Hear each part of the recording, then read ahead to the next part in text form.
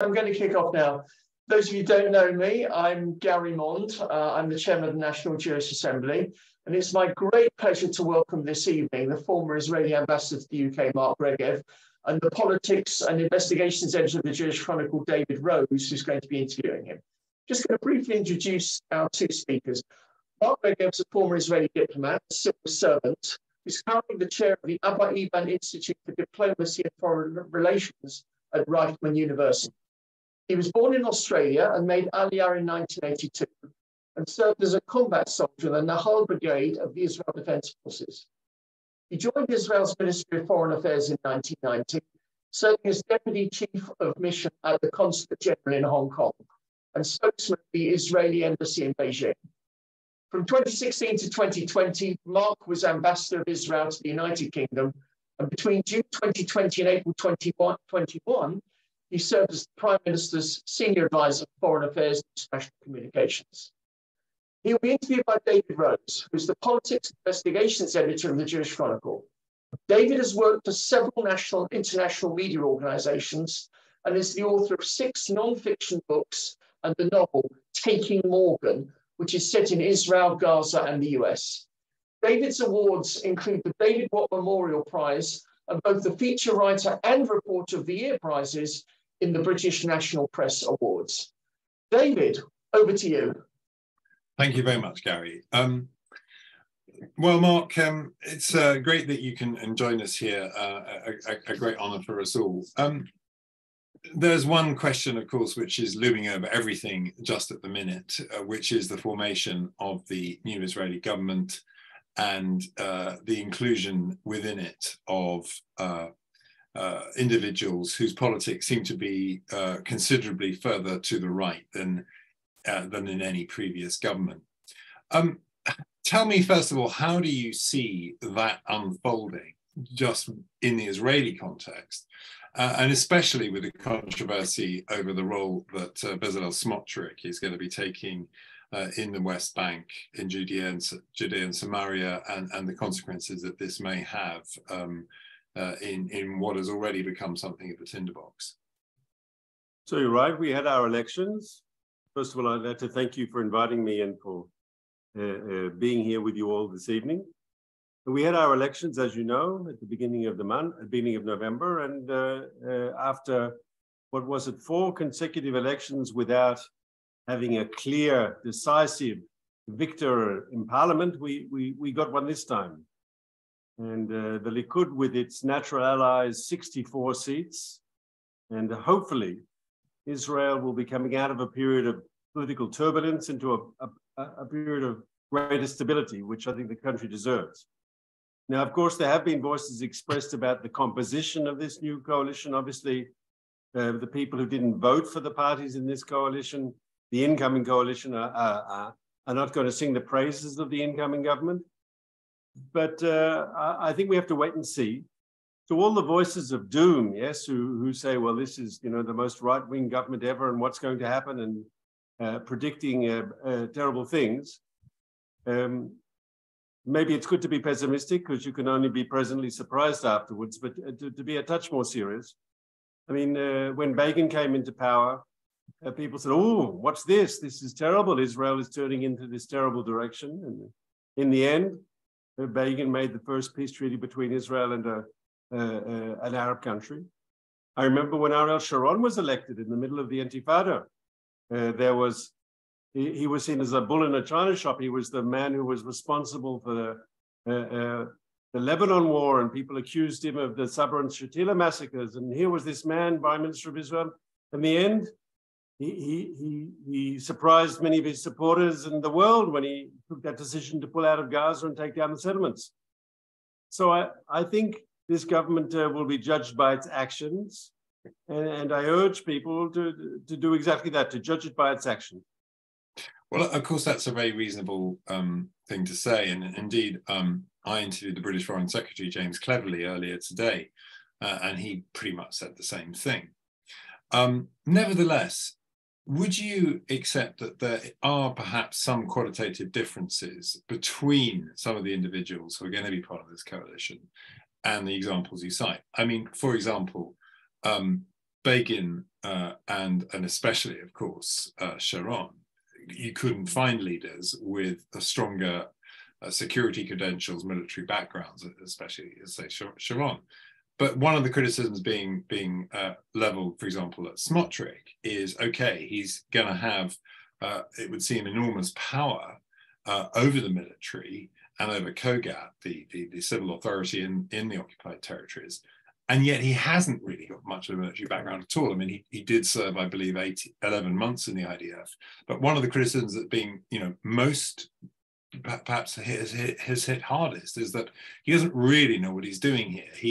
He has the rhetoric, he has the populist appeal, but does he have the experience and the judgment to avoid the kinds of risks that some are suggesting may emerge? Well, first thing needs to be said, David, he's not going to be defense minister. He's not going to be prime minister.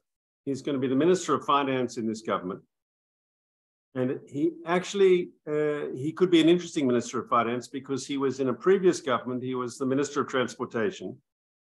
And the professionals, the civil servants in the ministry of transportation quite liked him because they thought he was a straight shooter and someone who got things done. And the bureaucracy liked him. So for that sort of reason, it's quite possible, excuse me, it's quite possible that the professional level in the finance ministry, the Israeli Treasury, it's one of the most important government offices, who will actually quite like working with him.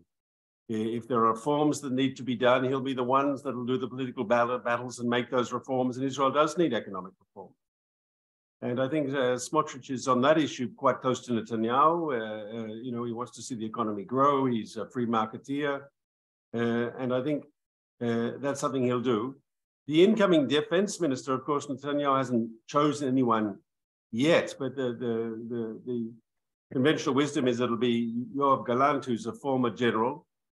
And so he brings to that position, of course, a whole level of experience from the military. He grew up himself in elite combat units and then, as you know, went on to become the general in charge of the Southern Front. So he's a man who knows the IDF backward. So I would take issue with one part of your question. I think someone who's not been in the military doesn't necessarily exclude them from being a successful defense minister. Israel's first prime minister, David Ben-Gurion, I mean, he served in the legions in the First World War, but he never was active in the IDF, and he built the Israeli Defense Forces in many ways. Levi Eshkol, Moshe Aarons, Menachem Begin, none of them served in the IDF. Shimon Peres didn't serve in the IDF, yes? And so the idea that one has to be a general to be a successful defense minister, of course, it doesn't hurt, but I don't think it should be seen as a prerequisite. Now, before turning to relations with foreign governments, one thing where one area where people are voicing concern is the diaspora, and especially as it relates to proposed changes to the law of return, the pressure that's coming from religious Zionism not to recognize, for example, Reform synagogue conversions.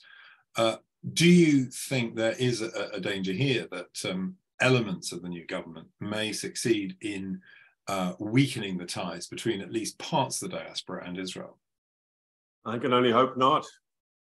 The fact that some of the more orthodox politicians in Israel have been intolerant and had wanted to make those sort of changes in the past, that's true. It's not new. The ultra-Orthodox parties have for years wanted to make these things according to the Orthodox halakha. That's something that's not new in Israeli politics. What I can tell you at the same time, something that is not new either is in our parliamentary system, like in the British system, the prime minister is the first among equals. And I've heard Netanyahu on many times say that the Jewish state was not created for one stream in Judaism, and it wasn't created for Orthodox Jews, it wasn't created for conservative Jews, it wasn't created for Reform Jews, it wasn't created for Masorti Jews, it was created for all Jews. And I've heard him say that all Jews should be comfortable in Israel. And so that there will be people, some of the more Orthodox members of the coalition who want to make changes. That is that has been a fact in all Israeli governments. And to be quite frank, if Lapid would have been prime minister with the Orthodox in a coalition with him, they'd probably be asking the same of him. It's all a matter of who is the prime minister and what countervailing influences there are. And so I don't expect, could be wrong, but I don't expect huge changes there, precisely because I think people, let's say in the Likud, which is the largest party in this coalition, yes, understand the importance of the diaspora and relations with the diaspora, and they understand the importance of the unity of the Jewish people. And why would you want to upset that? So let's look at relations with the international community multilaterally and bilaterally. Now, as I mentioned to you, I happened to talk to James Cleverly, the British Foreign Secretary, today, and he very much took the, well, let's see what happens. We'll judge this government by its actions, not by the rhetoric of some of its components during an election campaign. I also interviewed last week Rachel Reeves, the shadow chancellor, who will be, of course, the number two in what is looking to be quite likely the next Labour government in this country, with Labour way ahead in the polls. Right now, if we take the case of Labour, suddenly, as a friend of mine put it at the Labour Friends of Israel reception at the Labour Party conference this year, it's cool to be Jewish in the Labour Party, and Keir Starmer, the current leader, has made it very clear that he's serious about, as he puts it, stamping out tearing out anti-Semitism by the roots. But do you think there may be difficulties? I mean, let's take the case of the UK first. Is it going to be a tougher sell for Israel with this government in charge than it was in the previous 18 months or so? I mean, of course, we've had plenty of Bibi before this, but this is Bibi with a difference. What consequences do you think there might be for UK-Israeli relations? It will depend on the level of pragmatism on the British side, because Netanyahu has said basically what he wants to do. He wants to energize the Abraham Accords. He wants to try to expand them. He wants to work energetically to try to see more Arab countries, more Muslim countries move forward and open up with Israel. As you will recall, in 2020, we had 4 breakthroughs, 2 in the Gulf with the Emirates and Bahrain, and 2 in Africa with Sudan and Morocco. And there was a feeling that, there was other fruit there that could be picked. There was momentum. That momentum sort of stopped when the government changed in the United States and the government changed in Israel. But Netanyahu wants to go back and do that. And his whole theory was that if you want to move forward on peace, if you make it all about the Palestinians, you're stuck. Because the way the Palestinian issue is at the moment, it's not going to move. And it's better to move forward with the Arab countries, and then the Palestinians will ultimately follow. I think that's his approach. Now, if the British government is realistic and understands that that's the way to go forward with peace, in other words, to focus on how do we expand the circle of peace, the number of Arab countries who've got relations with Israel, the number of Muslim countries, I think they can find in Netanyahu a partner. If they are, if I pronounce it incorrectly, and David, please, you'll correct me, but if they're Palestinocentric, right? If it's only all about the Palestinians and nothing else is important, and maybe you can find some people like that in the Foreign Office or in academia or so forth, that if you don't move on the Palestinian issue, then it's not important, then you might have a problem with this government because they won't agree. I mean, for me, doing the job I do nowadays, one of the most depressing things is to see how younger people in this country have such a negative view of Israel and how successful that Palestinian rhetoric, often allied to BDS and the most extreme elements, has become. Of course, we saw this tremendous crisis under Jeremy Corbyn. But, I was at a meeting, a leading Jewish organization, the Jewish Leadership Council, reception at the House of Commons a few months ago, and I found myself talking to the daughter of the chair of that organisation, Lord Black, and she was just graduated from Edinburgh University, And I said to her, you know, how's it been for you at Edinburgh? You know, have you experienced anti-Semitism? And I got this kind of back foot, almost cringing spiel at the beginning of her answer, which was, you know, well, of course, you know, I care terribly about Palestinian children, and the discrimination faced by Palestinians is really, really awful. And, you know, I don't want you to think that I'm some sort of rabid Zionist, you know, but of course I do support, you know, the state of Israel. And I suddenly thought, this is what young Jews are saying from influential, you know, politically connected families, because this kind of cultural milieu is now so hostile to Israel. Now, sometimes I feel Israel should be more aggressive about pushing back about this. But I mean, you know, you sat there in St. James's Park, you know, for several years. You've experienced it firsthand. I mean, what do we do about that? And will this make it more difficult, this new government? So if we're talking about the same family, I believe that particular person you talked about, she is now in Israel studying at the same university that I teach at. Oh, that's great. Which is, I would encourage all British Jews to do a BA or an MA in Israel. I think we have much to offer both in Jewish identity and in education. The university I'm at the moment has wonderful programs in English. It was the first Israeli institution of higher learning to offer BAs and MAs in English. And now the other universities have followed too. But we have something like over 2,000, we're a smaller university, we've got 9,000 students altogether. We're not like Tel Aviv or Jerusalem, but we have the largest population of foreign students precisely because we have all these programs in English. And I would encourage people to study in Israel. I think it's a good thing. And I think whatever her politics turns out to be, it can only be enhanced by studying in Israel. In the old days, people used to come to Israel to work on a kibbutz and pick oranges. That no longer has the attraction that it used to have for young people. And now people come to Israel or to study, or other people come to be in the Tel Aviv high-tech scene, or for whatever it is. But I think I was glad to hear that she was studying in Israel and she was accepted to the university. Now, on the larger point, I think you're right. If you think what is the overwhelming British mindset for young people growing up in the, you know, at universities in Britain today, it's all this post-colonial guilt. Yes, the Britain has to apologize for slavery and for colonialism and for everything from selling opium to the Chinese to raping Africa of its produce and stealing all the artifacts from, I don't know, from Southeast Asia and everything that the terrible British Empire did.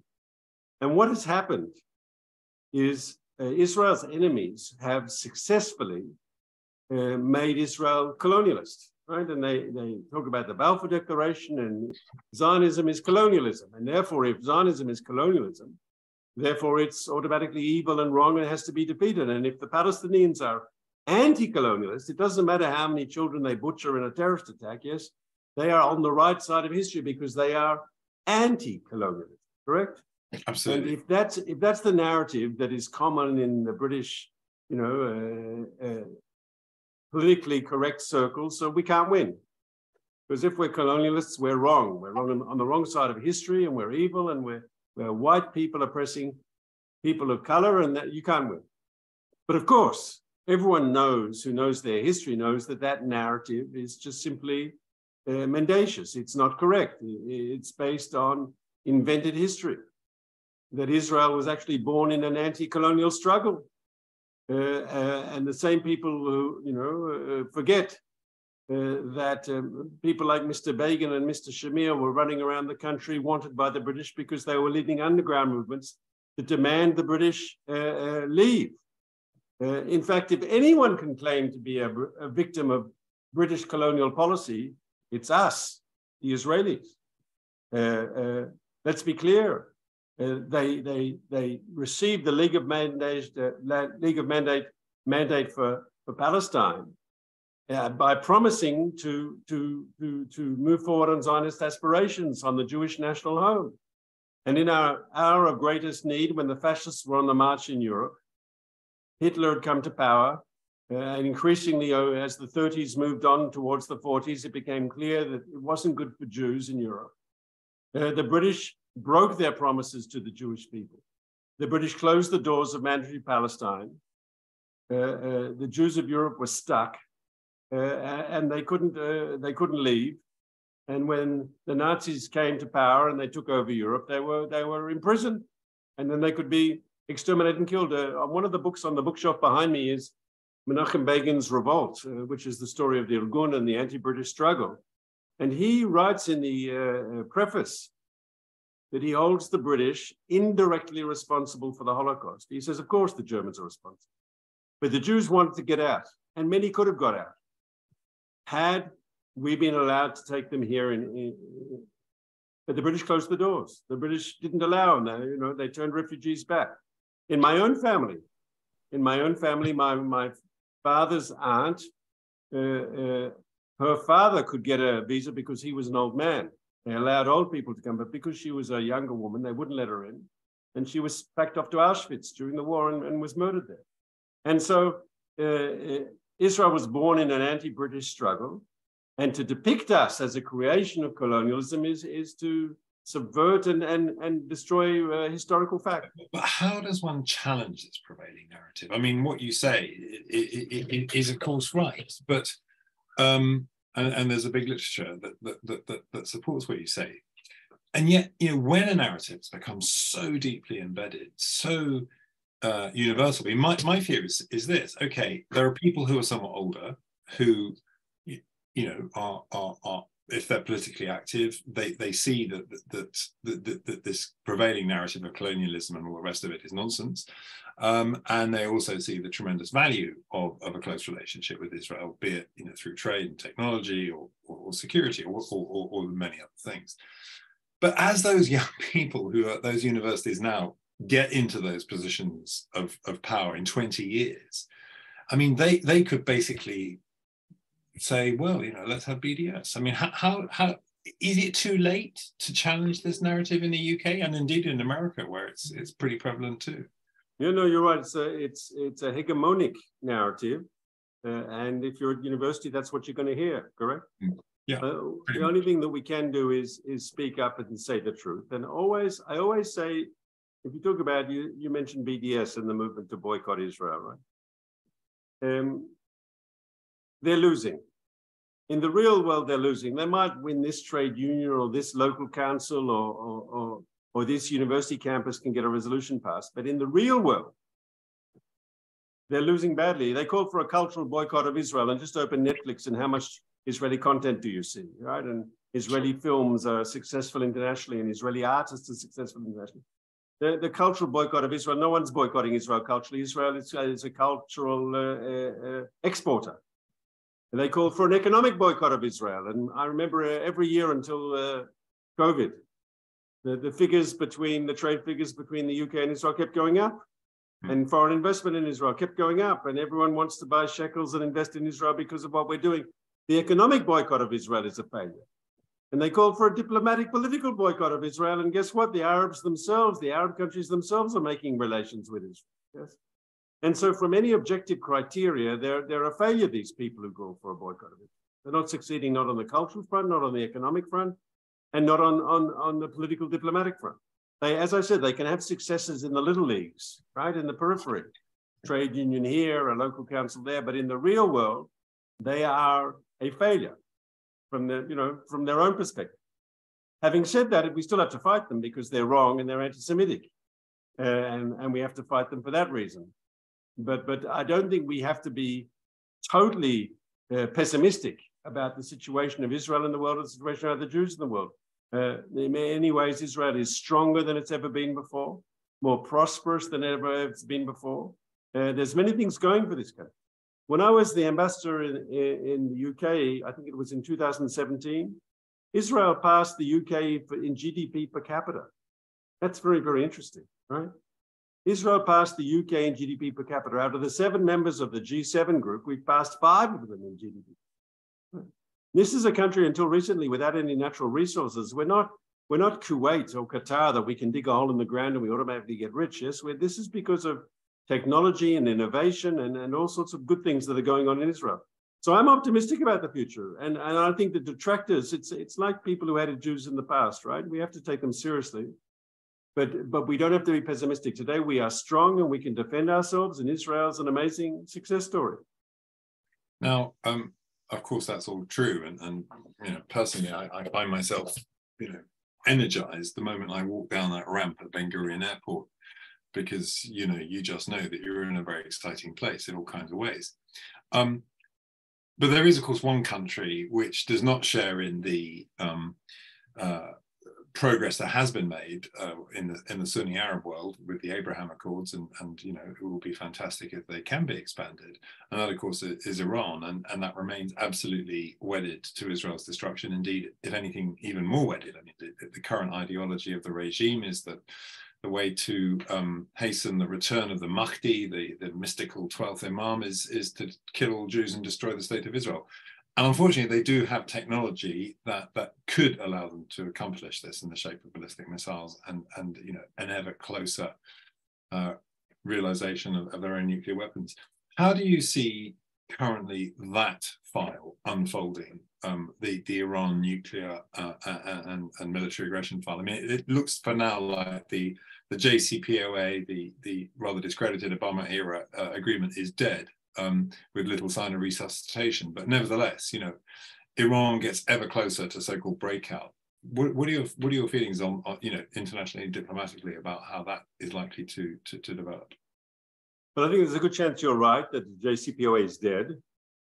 The Iranians killed it because I think the Biden administration really wanted to try to restart the deal. But when I was in Washington last week, I heard Hillary Clinton say that when Iran is killing young women who are protesting for their freedom, it's not the right time to re-engage. And I think, the regime is showing its true face. And if people weren't, it wasn't important what they said about Jews, about Israel, but when they start killing young women who want their freedom, I think that affects public opinion in a way that it doesn't when they say terrible things about Israel and Jews. And of course, in the Ukraine, they're selling this military, their drones to Russia, which also is painting them in a bad place. And so the Iranians themselves have made it impossible, I hope, for the JCPOA to be revisited. What do we have to do now? I think we have to return to pressure on Iran. That's the way to deal with them. Look, the people of Iran want regime change. If there were democratic elections today in Iran, the mullahs would be out in 5 minutes, yes? No popular support. Are there chances of regime change? I don't know. They say that President Mubarak in Egypt fell because the Egyptian army was not willing to massacre the people of Egypt to keep him in power, because they said, well, our job is to defend Egypt, not to kill its citizens. I'm not sure that applies to Iran, because in Iran, you have a brutal regime, and it has the Revolutionary Guards, who are like their Waffen-SS or their KGB. They're ideologically committed to the regime, and they will kill to keep the regime in power. It doesn't mean there's no chance for regime change, but we should today, I think, be supporting all those protesters, the women and the others who want to see a more free, liberal, democratic Iran, and not this terrible theocratic autocracy. That's the best hope. I mean, to see change in Iran. I mean, I've talked a lot recently with David Albright, who probably knows more about Iranian nuclear weapons than any individual alive, both in terms of the acquisition of fissile material and its weaponization. And his view is that Iran pretty much has achieved breakout in terms of fissile material, and it could build a functional device within months, not years, using technology it's already developed. And that probably wouldn't be weaponizable on a ballistic missile, but it could still be extremely unpleasant. Do you foresee circumstances, perhaps partly triggered by the instability of the regime domestically, in which what is sometimes termed a kinetic option will become the only way that Israel can defend itself, that it will have to take out Iranian military sites or nuclear sites? Or do you think that both Iran and the rest of the international community actually don't really want to see that happen, and there'll be a way to avoid that? No, I can definitely see a situation where, if there's no other choice, that Israel will use a military strike. There's a doctrine in Israel, a strategic doctrine. It started with Menachem Begin in 1981 when he took out the Iraqi nuclear reactor. He was condemned for it at the time included by the British government. Yes, how dare you take out the Iraqi nuclear reactor? It's only for peaceful purposes. Yes, but retrospectively, Iraq with all that oil. Yes, Saddam Hussein really needed. What was he? He was supposedly, I don't know, environmentalist. He didn't want to burn fossil fuels. He was a humanitarian. We never understood that, but Begin took the right decision when he took out that nuclear reactor, and then Prime Minister Olmert later took out the reactor in Syria. There was no reason for Bashar al-Assad to have a nuclear reactor, and that was Israeli Air Force also visited that particular site, and it disappeared. And I believe that if there was no choice and we had to act, we would act. Maybe it's a more difficult operation, maybe the risks are higher, but the consequences of not acting are so devastating that you have to act. Now, I would hope, to answer your question more specifically, that if we saw that Iran was moving towards a bomb, Israel wouldn't have to act alone, that we would find allies in Washington and London saying this is unacceptable. The American president, the current American president, has said repeatedly, we will not allow Iran to get a nuclear weapon. So hopefully Israel wouldn't be there alone, that there'd be an international coalition that would say, no, this is unacceptable and we're going to act. I hope Britain would be there too. But if forced to, I have no doubt that Israel would act alone. It's in our national interest. It's crucial. One of the scary things here is, this is what David Albright has told me, is that there has become a bit of a gap in terms of Israel's capability to destroy underground facilities and the way they're fortified. Now, there is a new generation of so-called bunker-busting weapons, which has recently been tested and shown to be effective in the United States. But as I understand it, Israel has not yet been given access to them.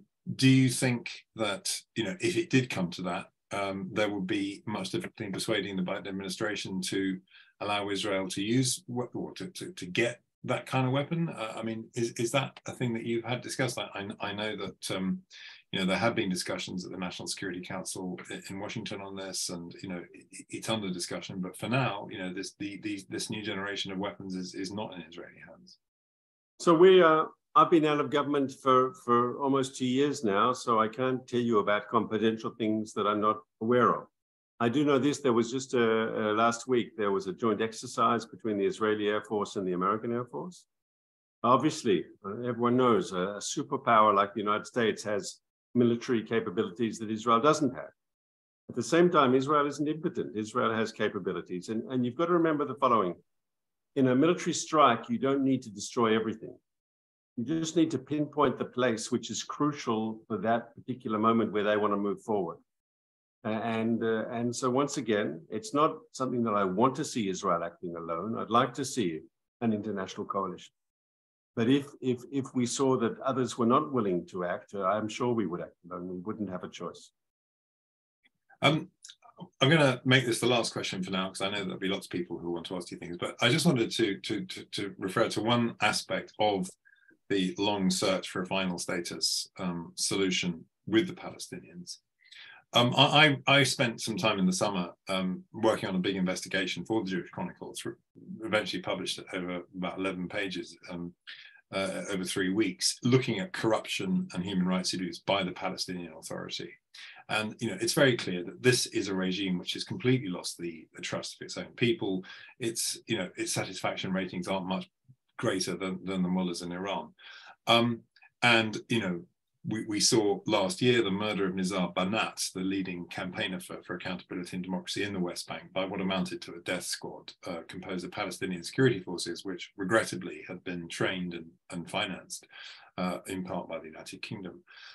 One of the things I found in the fallout from this, I mean, I've had addressed meetings at the House of Commons on this. I've had lots of contact with politicians, and everyone's saying, yeah, the international community's got to wake up. The Palestinian Authority and the PLO are not partners for peace in any meaningful sense if the only way they can stay in power is essentially by using perhaps slightly less aggressive version of the methods used by Saddam Hussein to keep him in power. Do you think that this is another of these kind of hegemonic discourses where the international community just won't budge? This is what happened in Oslo nearly 30 years ago, so this is what we do. Is there any way of changing that?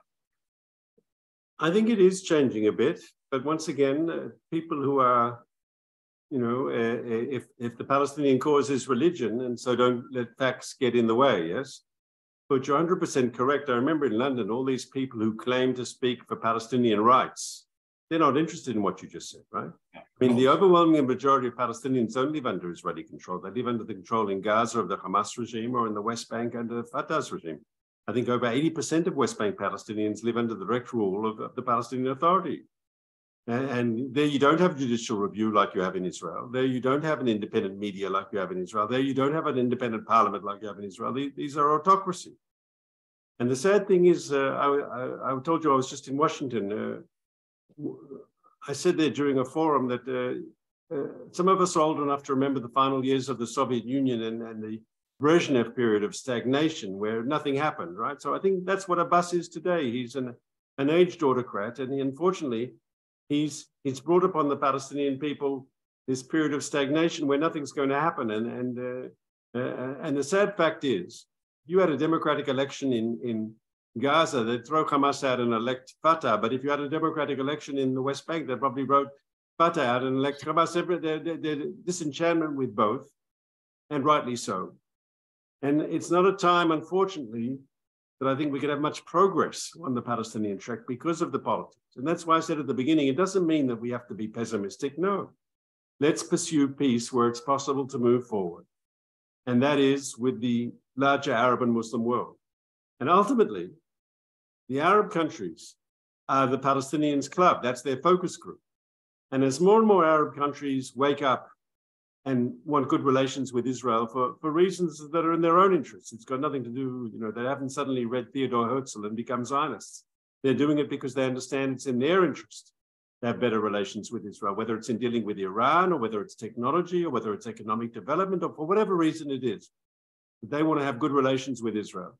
And ultimately, as Israel becomes more and more accepted in the region, a legitimate part of the region, I think in the medium and longer term, that has to also affect Palestinian opinion. And what's the alternative? To hit your head against the brick wall with the Palestinians when nothing's going to happen anytime soon?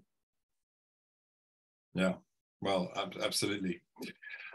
Well, on that note, that was a fascinating personal Q&A, but I dare say others have their own Qs. And so over to you, Gary, if you'd like to... Well, firstly, David, thank you ever so much for conducting that interview. Now, on the bottom of your screens, you will see an icon that says the word reactions. If you wish to ask a question, you click on reactions and then you click on where it says raise hand. I can see a couple of you have done so already. I am going to ask the first question and then I'll hand over to others.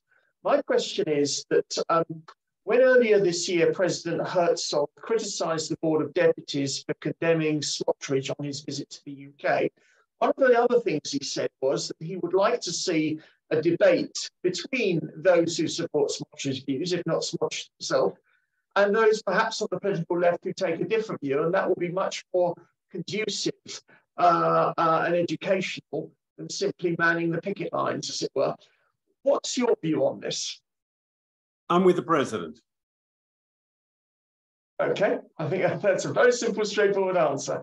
Thank you. Okay, Sandra Dangor, can you ask the first question? The first hand to go up. Sandra, unmute. Can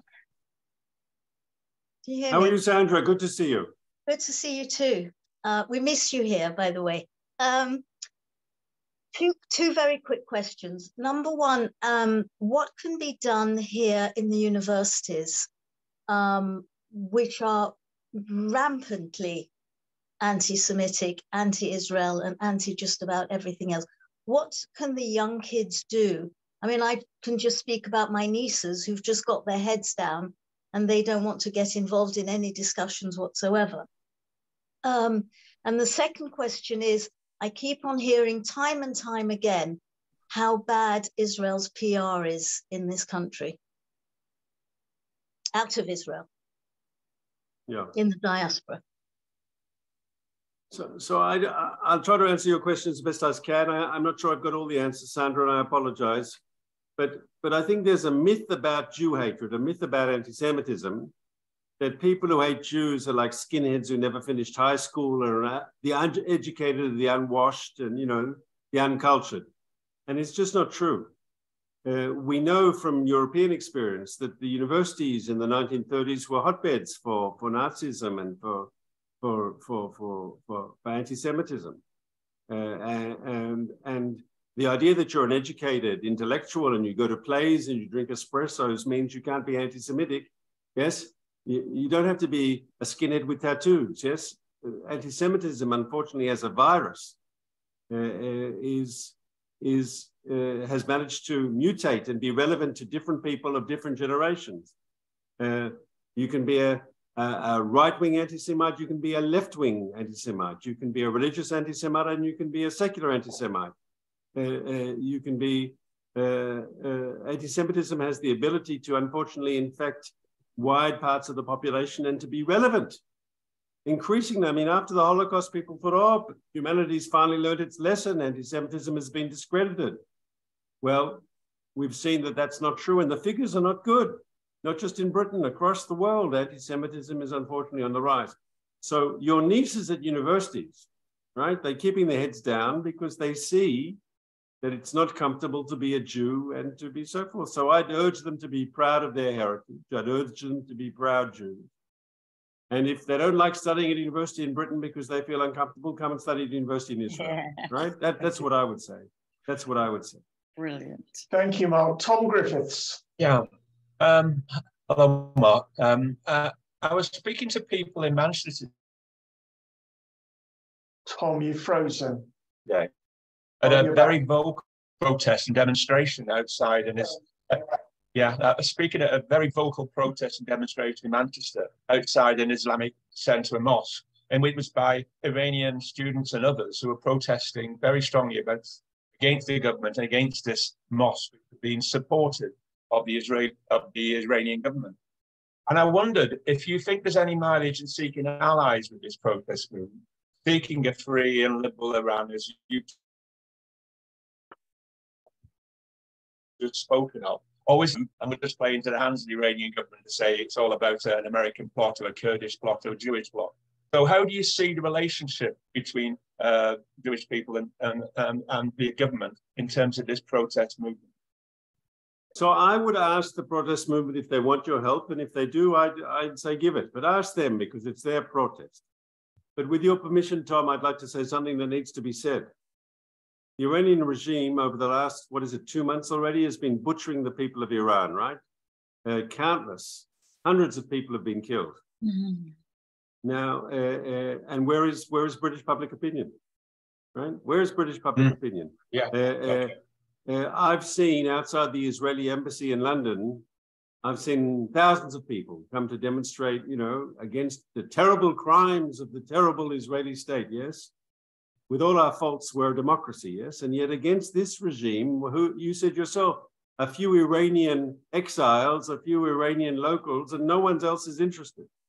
And I think this is this is my big critique of British people, of British Muslim people, of all people who claim to be interested in human rights. What do they find so offensive about the Jewish state that's what brings them out to the streets? And yet when the Iranian regime is just brutally, killing its young women, no one's interested. I think it says something about the society that you're living in. Lucille Cohen. I'll take up that challenge. Regarding Saudi Arabia, I'm sorry, I missed the first few minutes. I don't know if it was brought up there, but do you think, why do you think Saudi's been holding off for so long? When do you think it might join in with the Abraham Accords? And do you think Israel will in effect have bases in Saudi Arabia, forward bases? So first of all, I don't know the answer to all those questions, but I do know this. I think if I look at the trajectory, an improvement with relations with Saudi Arabia is only a matter of time. Whether that's in the next year or in the next 5 years, I can't tell you, Lucille, but I do know this, it's going to happen. I flew in an Israeli plane over Saudi airspace recently, yes? They've allowed things to happen that they haven't allowed in the past. For me, when I fly east, you know, I've got a mother in Australia, and I can fly over Saudi airspace now. It cuts the journey by 4 or 5 hours. It's amazing because you don't have to go all around. You can go straight. And there's a common, I mean, obviously we and the Saudis are very different on a whole bunch of issues, but there's common strategic interests because we're both pro-Western countries and we're both worried about Iran and we both want stability in the Middle East. And as you know, the Abraham Accords happened with Saudi acquiescence, right? They saw that we were visiting Bahrain. They saw we were visiting the UAE. They saw our relations with Oman. And I think maybe the problem could be generational in Saudi Arabia. There could be other issues as well, but it's going to happen. And when it does happen with Saudi Arabia, that'll be the big game changer because Saudi Arabia has this status in the Muslim world. It's not just another country. And I think when Saudi moves, and once again, it's only a matter of time. I can't be more specific, but it's only a matter of time. When they do move, you'll see Muslim countries across the Middle East and beyond, Muslim countries of Asia, reevaluating their relationship with Israel too. Thank you. David Lazarus.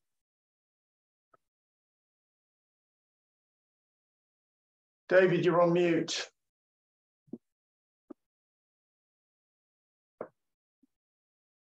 David, you need to come off mute. Oh, that's better. Can you hear? Yes. Thank you. Sorry for the delay. So Mark, my question is to you.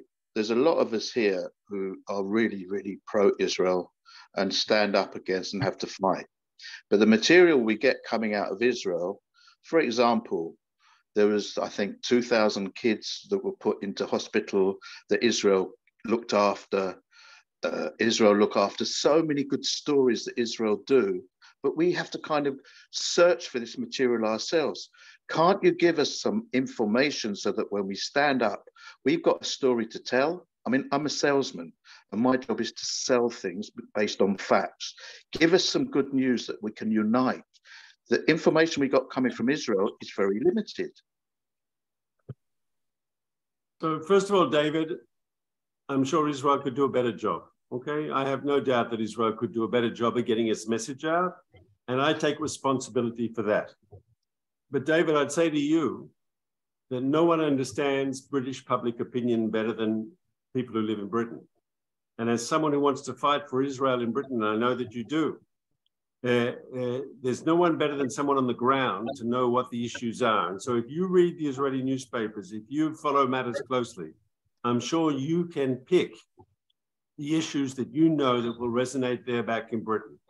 And so as I have a responsibility, right, to do a better job here in Israel, I think all British Jews have a responsibility to do a better job there, those who want to make the case for Israel. I don't accept when diaspora Jews will say to me, and it's, you know, this, I can hear it in America, I can hear it in Canada, I can hear Australia, Israel has to do a better job at expressing itself. I believe that's true. Israel has to do a better job. But diaspora Jews can have power. They are empowered in their societies to make a difference. I think diaspora Jews can also step up to the plate and do a better job because they ultimately will know what are the messages that will work effectively in their society. I wonder if I could just come in here. Part of this, of course, is the media. Now, we at the Jewish Chronicle have been campaigning for some time now for a parliamentary inquiry into what we think is institutional bias within the BBC against Israel, and indeed, in some cases, also, you know, not taking anti-Semitism seriously. And we are about to announce a significant development in this in the next couple of days. But you've obviously had a great deal of experience of dealing with the UK media. To what extent, in the time that you were ambassador, did you perceive that there was a kind of institutionalized hostility, bias against Israel in the media? And to what extent do you think that made it more difficult to get those kinds of positive messages across? So, David, you know that anti-Semites believe that Jews control the media. We control the television and we control social media, we control the radio, and we own the newspapers, correct? If only. If only. The sad truth is it's not correct. We don't. And the media is independent and the media is critical. And all media institutions have institutional biases, right? It doesn't matter if you work for McDonald's or if you work for a bank, every organization has its institutional biases, and the media has institutional biases too.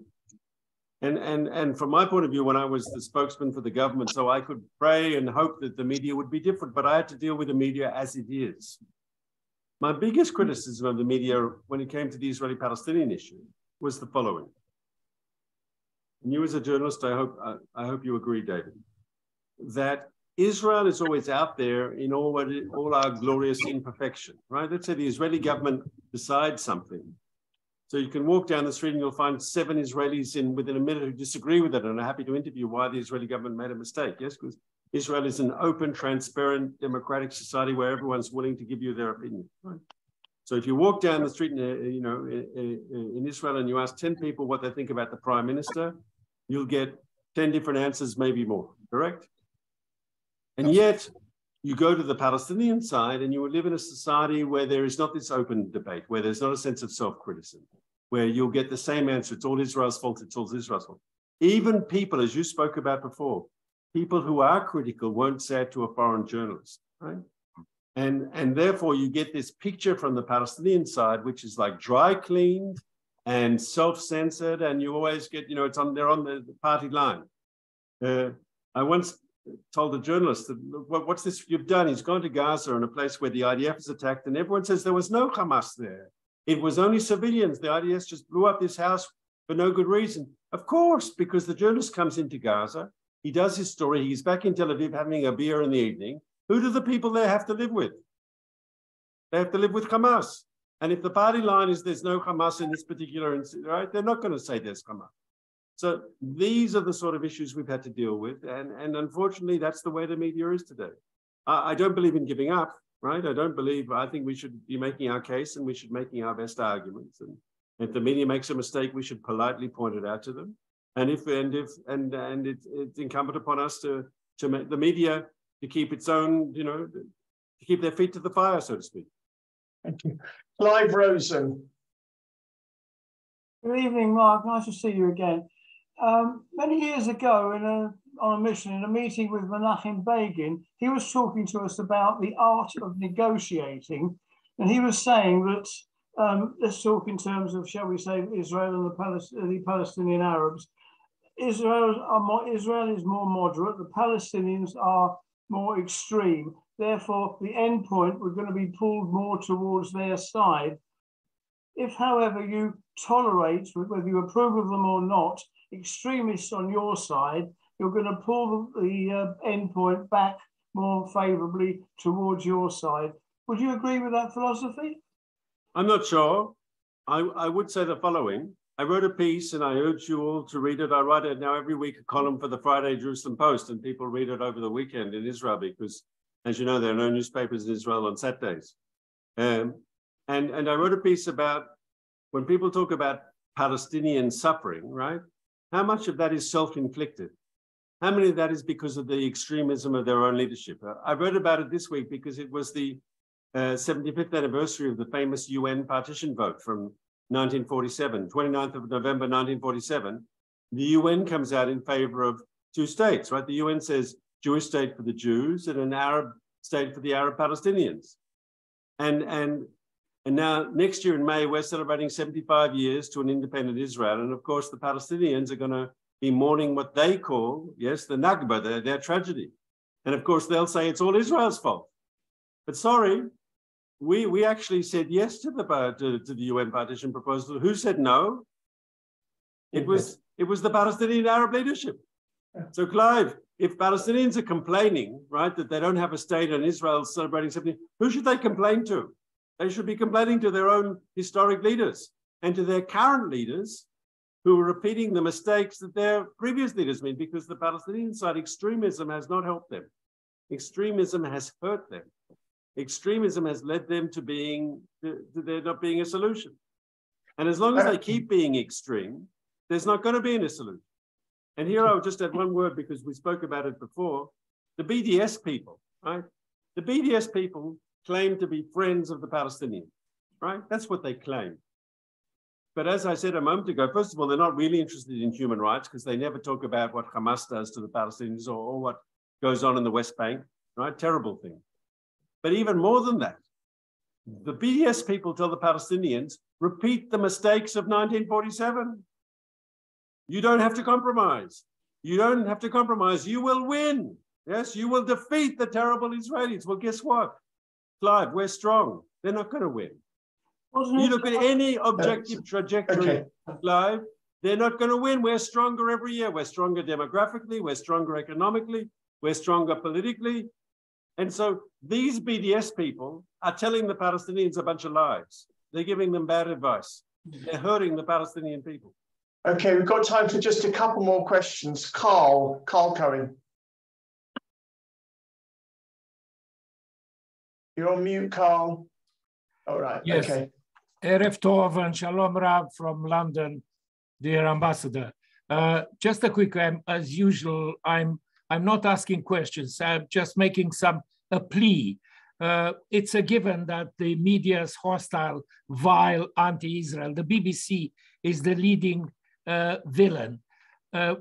Israel should start searching and denying and somehow withdrawing accreditation to various journalists who have forgotten anything about or all about reporting, who are actually accomplices of demonizing Israel. BBC is in the leading front. There are quite a few villains. Oh, we've got only a minute to go, please. Can Israel look thoroughly at this aspect and deny or withdraw accreditation to a hostile media that is misrepresenting the facts in Israel? Mark. I think we have to say the facts. It's incumbent on it because the facts are on our side. So we have to repeat the facts, and if people aren't listening, we'll repeat the facts again. The cause of Israel is a just cause, and we have to keep making that. I believe that case. It's crucial. Adam B. Don't have much time. Hi. Hello. Hi, Hello. Mark. Hi. Thank you for your time. Again, it's not so much as a question as a observation with regards to what you say and what has been mentioned with the narrative and the rhetoric, which I feel really originates and stems from the UN in as much as the media on public opinion and discourse and the change of the political correctness with, sorry, I'm stumbling for my words. But in terms of the narrative and what's getting out, and i.e. Israeli PR and such like, I think these things do stem from the UN and the media, although there has been a change in tide, certainly with the dawn of the new government and hopefully improvements internally in Israel. But it's getting, as I say, it's actually getting that message out and that narrative which stems from those institutions. Thank you, Adam. Mark? I agree that the UN is a problem.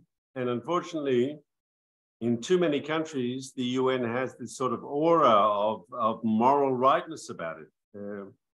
And that's a problem because the UN, unfortunately, has, as you correctly said, Adam, it has a terrible anti-Israel bias. I mean, you look at institutions of the United Nations and they have this anti-Israel obsession, whether it's the General Assembly, which passes every year some 20 automatic anti-Israel resolution. Excuse me, they even passed a resolution saying that Israel should return to Syria, the occupied Golan Heights. That's good for the people on the Golan to be part of Assad's regime. It's ridiculous, right?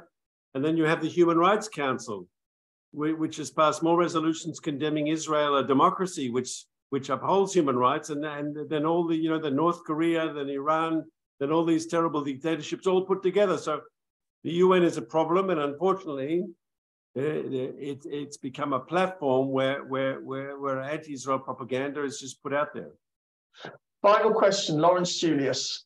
Hi, Mark. I've got Lynn in the background also says hello. Going back to the colonial settler argument, why doesn't the Israeli government emphasize that a majority of Israelis have Sephardi and Mizrahi roots, descendants of the people who were forced to flee Arab lands, and that the Jews are indigenous people of the Middle East and not not settlers. So first of all, regards to Lynn. You can tell her I miss her. No. and you're 100% right. This has to be part of our case. People, like the whole colonialist argument is that we are white settlers who came and took a native land that wasn't ours, correct? Now forget that's based on lies, but the truth is, as you've just said, Lauren, is that the vast majority of Israeli people, right, were born here in the region. In fact, the Jewish communities of the Middle East predate the rise of Islam.